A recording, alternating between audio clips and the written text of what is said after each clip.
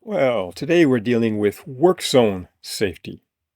So the whole idea here is that we're focusing on identifying signs, signals, and barricades used on job sites.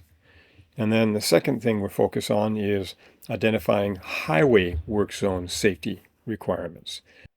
The OSHA applicable standards are 1926-200 through 201, subpart G, basically. It deals with signs, signals, and barricades, basically. There's different kinds of work zones. And so that's part of the thing is it basically, a lot of times when we talk about work zone safety, we're really focusing on traffic control. And that's in highway production and highway construction. We deal with having to manage traffic through a construction zone, including the heavy equipment that are working around workers or other pedestrians. But every job site has work zones. We deal with excavations and trenching, and then there's confined spaces. Those are all types of work zones. There's rigging zones and lifting zones that are kind of related. There's working from elevation in general. Those create work zones, whether they're on ladders, stairways, or scaffolding. And then if you're working below other work that's going on, that's a type of a work zone. There's demolition work zones. And there's other specialized hazard zones, such as hot work or utility work. But a lot of times people will, when you say work zone safety, they think you're only focusing on traffic control. Well, that's fine. It's all related. So first of all, we'll look at identifying the different signs, signals, and barricades that we use in construction, whether they're on roadways or not. So one way to avoid accidents is by using various signs and safety tags and barricades and barriers and other devices, other safety devices. The safety alert for a work zone comes from these different colors of signs. So we need to know the colors of safety to understand the signs very well, So danger messages are always in red, whereas warning messages are in orange.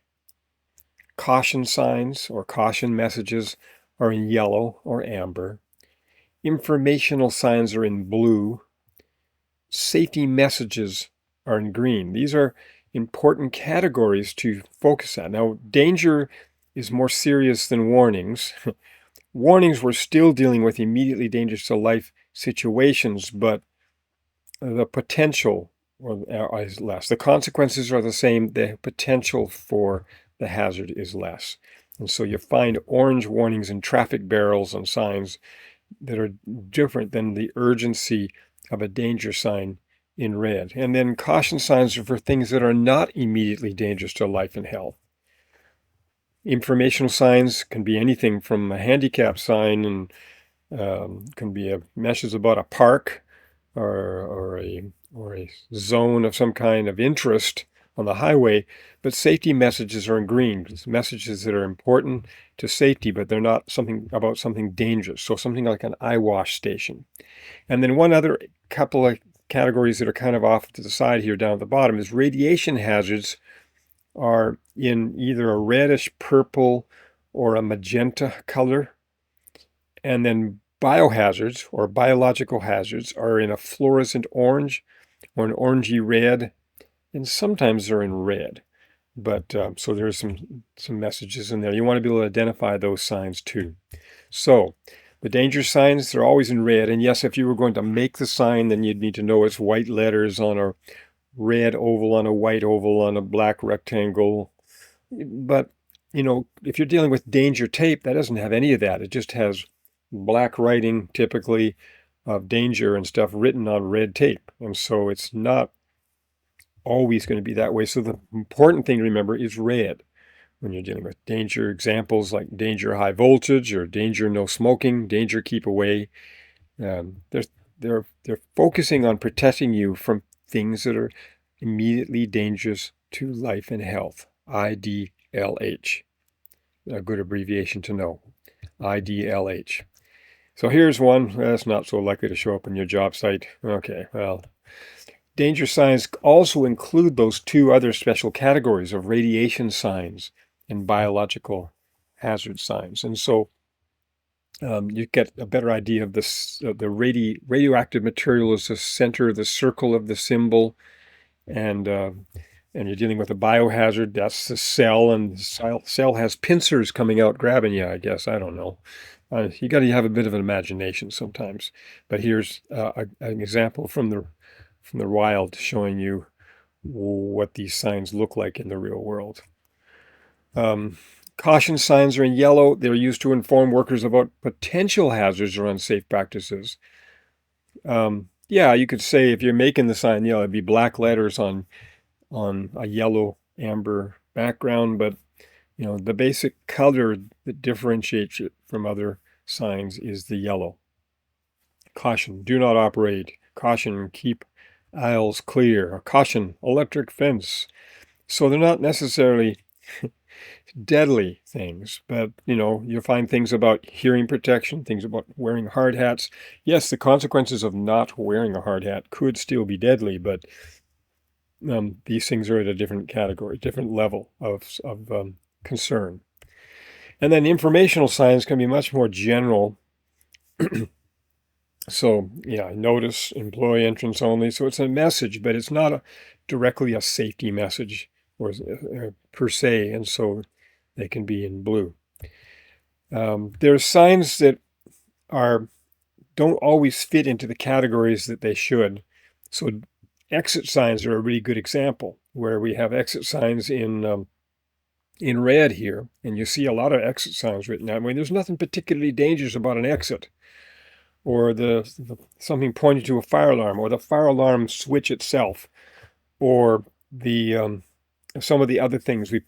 Traditionally we've had red fire hydrants and stuff. So it's not a perfect world when it comes to the colors of safety. One thing I should mention while I'm on this page is the very first thing is at the top, directional signs. If you're asked a test question about directional signs, remember the directional sign always has an arrow involved within the sign. And so, yeah, this fire alarm sign that's over here in the bottom right corner is that's directional. It's got an arrow. But so are these two exit signs, not the top one in the top right corner, but the bottom two exit signs on this picture. They have arrows of sorts, and maybe the exit is around the corner and you can't see the exit yet and is pointing to it.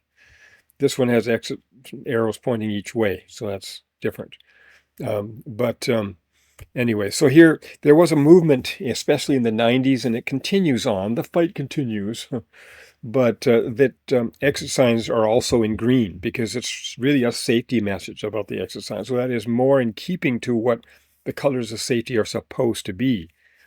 So what's ended up happening is that different architects for buildings will choose one color over the other, and so you'll typically find some buildings will have green exit signs and some will have red.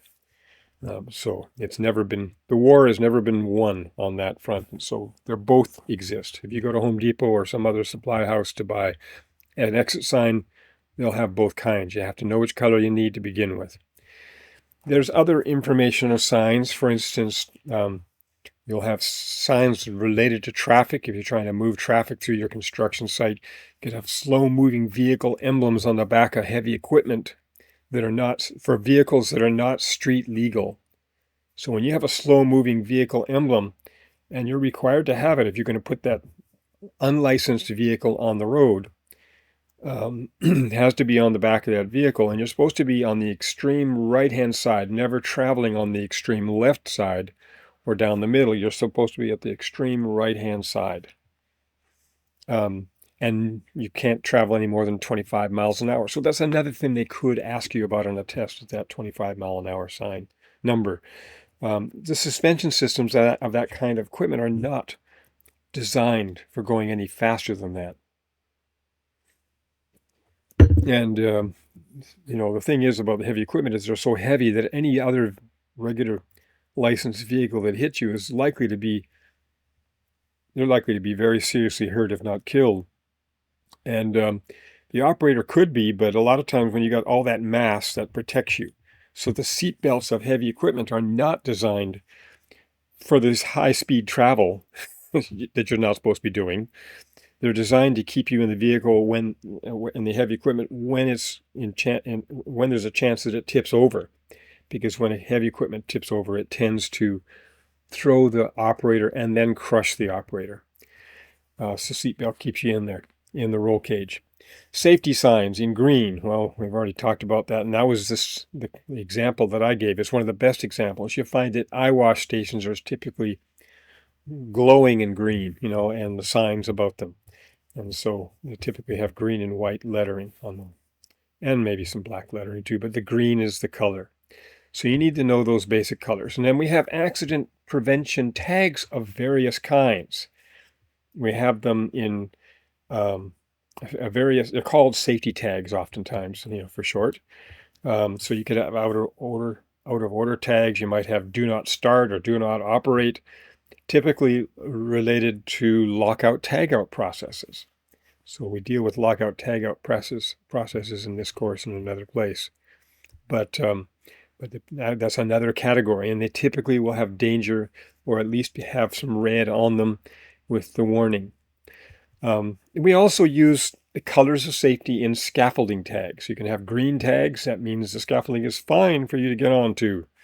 And caution tags in yellow or amber, they are the meaning that you can get on the scaffolding if you follow the precautions that have been written on there. Maybe they're requiring you to be tied off or something like that. Danger tags mean you cannot get on the scaffolding unless you're the one that's actually assembling or disassembling. Then that's a different matter. You're in a special category of assembler or inspectors. They have special rules for them. Then under the signals, we said signs, signals, and barricades. So the signals is the last area of this thing before we go to the barricades. And so signals many of them are audible.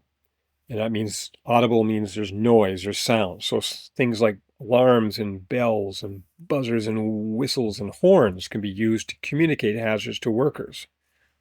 So things like the backup alarm on a vehicle. Fire alarms, conveyor alarms. Get ready to fire up the conveyor. You let them know it's coming. It's getting ready to fire up. Getting ready to start. So there can be so much background noise on a job site that sometimes the audible signals are just not going to be enough. And so there'll be sometimes visual signals. There could be, like in this picture, we've got alarms, lights, of various stages, kind of like traffic signal lights, I think here what they've got is, there's 4 categories, and one of them is green in the very top. It doesn't look very green in this picture, but I think it is. Blue is another category within that. But anyway, my point here is basically the visual signals, and then hand signals are another type of visual signal, really, in that category, are typically also used. So on job sites with noise, a lot of noise, we do use hand signals a lot. And so there's a lot of them, and this is not all of the hand signals out there that they're displaying, but it's a bunch of them. And maybe the most important ones for everyone to know would be stop and emergency stop. So if you can't do anything else, you need to make it stop. And so you're either stopping it or you're doing both hands and swinging them out to make emergency stop, to make them stop. Make it stop before something else goes wrong. Yeah. And then barriers and barricades, well, there's 2 basic categories when it comes to barriers and barricades. There's warning barricades and there's protective barricades. So railings are used across wall openings as barriers or around floor openings to keep people from falling through the hole. So they can be as railings around, let's say, a stairwell opening to keep you from falling through. But if they're just warning barricades, or sometimes we call them soft barricades, that's just caution tape or danger tape. And that only works if you see it and heed its warning. It's not going to physically keep you from falling in the hole or falling over the edge. So typically warning barricades are made plastic tape or maybe even colored rope strung from point to point. The tape or color-coded either red for danger or yellow for caution. I guess I didn't get caution spent in there, but anyways, caution. So that all makes sense. In here, we're mostly looking at soft barricades here.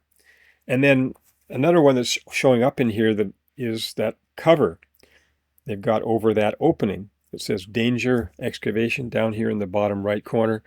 That is really a hard barricade if it's designed properly, if it's strong enough to support people's weight like it's supposed to be. It's supposed to be at least 4 times stronger than the expected load that you're going to put on there. That's really in the category of a protective barricade, a hard barricade. So when we look over here on this next page, the most perfect example of a protective barricade would be guardrails, where you've got a top rail, a mid rail, and toe board at least. So those are not, they can be visual warnings too, but they're physical protective barriers to keep people from falling over the edge. So remember the basic rules of guardrails. The top rail must be 42 inches, basically, plus or minus 3 inches. So really it can be 39 inches up to 45 inches. But the number to remember, for test questions at least, is 42 inches. And then the mid-rail is half of that. So half of 42 is 21 inches. So that's where 21 inches comes from. But in reality, if you had a 45-inch tall barricade, then you'd want to be at 22.5 inches with your mid-rail. And then the bottom rails, right tight to the ground, no more than a 1/4 inch off the ground. And they can all be 2x4s. That is acceptable. It's still a matter, though, they have to be strong enough if they're 2x4s to withstand a pushing or pulling force of 200 pounds. So these are all numbers that they can ask about in various chapters that we've dealt with. We've dealt with this in week 1 all the way through here to now, and it comes up every now and then. So you need to know these numbers that are on this page. But yes, these are barricades. These are protective barricades, or we call them hard barricades. Now, if you've got blinking lights, well, those are a visual warning that you could have. And we do that a lot of times in highway safety, for nighttime, because you've got zones where vehicles or people may be walking or driving where you need more than what you need. You need to be able to see stuff even if you don't have a flashlight or headlights on. You need to be able to see the danger. Hole covers, as I mentioned, are used to cover open holes or openings in the floor. And so hole covers is kind of a misnaming in that when we talk about hole covers, we use them to cover openings also. So we have a definition that an opening is much bigger than a hole, but then we talk about hole covers and we can use them to cover openings. So it's not a perfect world there either. So yeah, they must be secured and properly labeled. You have to label them. People have been known to pick up a hole cover and walk forward and step through the hole. So we label them. So I mentioned at the bottom, note that we speak of hole covers even though we're covering openings sometimes, many times. Note the warning up at the top of the second column here on this page. No one may enter an area with a red barricade unless they are officially involved in the establishing or decommissioning of that zone. And so take and treat red warning barricades, red protective barricades very seriously. So here's another example of a job site built guardrail system. There are issues here. There's no bottom rail here, so this would not pass. So I guess that's maybe why they put the mid-rail down a little bit lower. It's not halfway here. And whether it's strong enough, well, you'd have to test it. So if you can push or pull a guardrail over, it obviously couldn't take a 200-pound force, because it takes an awful lot of force to actually push horizontally at 42 inches with 200 pounds of force, or pull. And so that's a larger force than you might initially think, especially when you think about the 5,000-pound tie-off strength. We need our tie-off points and our components of our personal fall arrest system to be.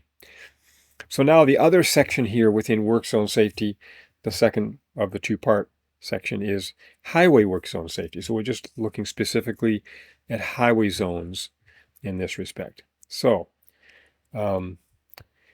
let's see. When construction sites are near or on public roads, moving traffic presents a significant hazard to construction workers. The dangers are so great that all states have laws that provide additional fines, heavier fines, for drivers who speed or commit other traffic violations within traffic work zones. So you're familiar with seeing that on the highways when they talk about doubling the consequences, the fines and stuff. When normal use of a road is disrupted, if you've got to disrupt it because of the construction, then you must use what we call temporary traffic control. So you see that in boldface down here at the bottom. That's an important term for you to know. And we abbreviate it as TTC. So when we talk about TTC, we're not talking about pee-pee on a roadside. No, okay, bad joke. Yeah, temporary traffic control. But sometimes remembering a stupid joke like that can help you remember the abbreviation and keep this in your mind. So temporary traffic control measures must be used. So yeah, I've got a poster describing some of that here and some of the importance of it. But temporary traffic control, when you start setting up traffic barrels or traffic cones and sawhorses and stuff like that on roads to block off a lane or to redirect traffic around your site, you can't just do that without having training. Well, people do all the time, including on construction sites. It happens. But if anything goes wrong, that company will pay dearly. There'll be fines for just not having people who are trained to do it right. If you think about speeding down the road on the interstate at, 70 miles an hour, trying to pick a speed that is legal in some places, if somebody just puts cones in the middle of the road and shuts down a lane, you're going to run those suckers over. You don't have time to change lanes, or especially if you're in a row of cars, you can't see what's going on. You'll be running over that debris and maybe running over construction workers. So you have to give them warning. So when normal use of traffic is disrupted, we use this temporary traffic control. Measures help to ensure that motorists, pedestrians, and bicyclists can use the roads safely while construction is going on. So the conditions in those zones are constantly changing. So this can be very confusing to motorists. You just came down this road and the cones were going one way, and then tomorrow you come down this road and the cones are sending you to the other lane, and so you've got to give them fair warning. So how does TTC work? We require training. So literally there's the Manual on Uniform Traffic Control Devices, MUTCD. I'm not going to make you know that for a test question, but it's good for you to be aware that this manual exists. And is used, and you literally get training to set up traffic control. So specially trained workers create traffic control plans following direction from the United States Department of Transportation, US DOT, right? The Department of Transportation. And that's what you follow in order to do that, is the MUTCD, the Manual on Uniform Traffic Control Devices. Okay, it's a mouthful. So these workers also end up deciding on the need for and the positioning of the TTC devices, such as barricades, the cones, the signs, and etc. And so there are rules that you don't need to give them as much warning when the speed is only 20 miles an hour compared to 70 miles an hour, right? And so that's part of the science and the art of setting this up. So it's just important that you're aware of it. So you need to know what TTC stands for, and that it's important on highway work zones and roadway work zones of any kind. So this is a kind of a good one for describing the process of the 5 parts of a traffic control zone. You have advanced warning area first, give you a heads up so you can start changing lanes while you have time. Then the next section is a transition area where you literally have the cones going across the road. And then you have a buffer area. So you don't want the people that are working right there at the edge of the transition. You need some time that even if they plow through that, they can still stop in time. So depending what speed zone you're in, you may have that buffer area longer. And then the actual work area is this boxed out area. And then you've got this termination area after that. So this is part of the science of this. So I'm giving you more than you need to know here, but I just want you to be aware that this is a real thing in construction. And then there's flaggers, and that are controlling traffic. It's not going to happen on all kinds of zones, but when they have to shut down, or on some highways, not on an interstate, but on a two-lane highway in particular, or such, you could have flaggers that are moving people or stopping them because maybe there's only one-way traffic during a construction zone sometimes, and you've got to wait your turn and the oncoming traffic goes first and such. So to be a flagger, you need special training too. So as a flagger, that's part of the temporary traffic control rules. You got to always remember you should never be jumping out in front of the vehicle to stop it. That's not your last line of defense. Get out of the way. Maybe you throw the sign at them or something, but you don't jump yourself out in front of it. So that's an important factoid. So they used high visibility clothing, and they may have to be lit up in some various way, reflective clothing and stuff, but even lit, and maybe instead of a flag, using a special colorful flashlight at night. But the vests, there's different types of vests depending on the visibility requirements. And so, and this all follows the National Standards Institute, the American National Standards Institute standards, ANSI. And so in general, and it's possible that NCCR could ask this question: what's the minimum visibility of your vest? And in general, the very minimum is 1,000 feet. You've got to be able to see that vest from 1,000 feet away. And if you can't do that on highways, then you need a different kind of vest, or a different kind of, you may have to be lit up. Sometimes you've got lit up lighting that is helping to make the reflective clothing work properly. Hand signaling devices such as stop and slow paddles and lights are used and such. And then there's a stop slow paddle and all of that. NCCR likes to ask a question about the flag. So you see in this diagram here that the flag has to be 24 inches by 24 inches minimum. And then I guess overall 36 inches with the handle, but 24 by 24. And so they like to ask it in a kind of a weird way. They'll say 24 inches square. And they say, what do you mean? That's 24 square inches? No, the 24 square inches would be a much smaller thing. So that's not it. It's 24 inches by 24 inches, but they might just ask it as 24 inches square, and don't worry about that. That's just them being imprecise in how they list it. And they like to ask you what color that flag will be. And apparently the flag's supposed to be red. Now what I've seen is an orangey red, fluorescent orange, but the answer you need to remember is red. Red. Okay. I've got some orange flags that are used for flagging. But apparently they're supposed to be red. Okay, so I put that on this next page. I forgot. Okay, so here it is down at the bottom. Note, the flag must be at least 24 inches square. So I wrote it that way so that you'll be used to how they will ask it. And the octagon paddle for the stop sign, the slow sign and such has to be at least 18 inches across. So these are numbers that they could ask you, and so I put them out here for you. So there's a guy running a flag, taking it seriously. That's good. You got to take it seriously. Moving equipment on roads, heavy equipment in particular. You've got to be very careful when you're taking a non-street legal vehicle on the road, like a crane. And a crane like this is not street legal. There are some street legal cranes, but that doesn't mean that when you're moving along or using work that you don't pay attention to the rules of the road. You stay on the right-hand side of the road.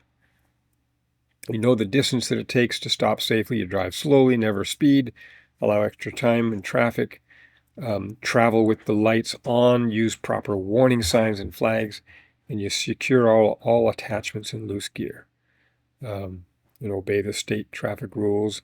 Know the turning radius of your equipment, whether you really can make the turn, or the swing radius. Know the swing radius of the equipment and make sure the swing path is clear of people. So this is all about heavy equipment. We talk about heavy equipment in more detail soon. But when driving equipment on the job site, use a spotter or flagger in congested area. So the spotter or flagger is responsible for determining and directing the driver's speed and process. So this is a thing where sometimes they don't get a lot of respect as flaggers, but they are in control. When they're directing you, it's not a suggestion. So, you've got to take this seriously if you are a heavy equipment operator.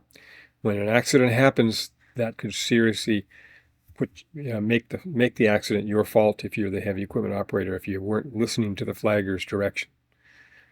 When you're dealing with heavy equipment on bridges, sometimes they can ask this question. It's the last one on this page. When moving heavy equipment over bridges, do not exceed bridge load limits. So how do you even know that? Well, one way is by understanding the signs that approach the bridge. They can tell you what the axle weight per axle. But you take a track hole like this, it doesn't really have an axle. The whole track is an axle. So sometimes it may require having a structural engineer make that determination for you. But you can be fined if you exceed the bridge load limits heavily, because the bridge is the most expensive piece of road you drive on. Even the little rinky-dinky little bridge you might have not even noticed when you were driving to work today could be, a tiny bridge could easily be a $500,000 bridge, and you break it, you've bought it. So the fine can be very heavy. It can take your whole company out of business.